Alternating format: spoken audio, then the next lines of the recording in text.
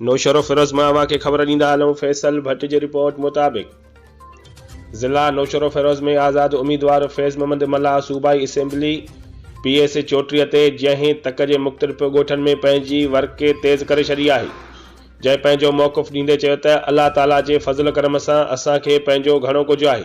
मां हिन भेरे इलेक्शन में सिर्फ़ु ऐं सिर्फ़ु ग़रीब बेपहुच मिसकिन माण्हुनि जो आवाज़ बणिजी हुननि खे पंहिंजा हुक़ूक़ ॼाणण लाइ हिसो वरितो आहे।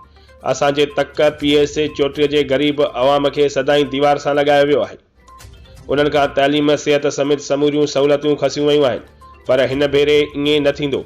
असां पंहिंजी मालिकी पाण कंदासीं ऐं उन्हनि खे खसियल हुक़ूक़ ॾियारींदासीं, उन्हनि जो आवाज़ बणिजी असेंबली हाल ताईं पहुचाईंदासीं। हुन वधीक चयो त PAC चोटीअ जे अवाम खे अपील आहे त 8 फेबरवरीअ ते वोट जो सही इस्तेमालु करे पंहिंजे हक़नि जी हासिलात लाइ बोतल जे निशान ते ठपो हणी असांजी फतह कराईंदा।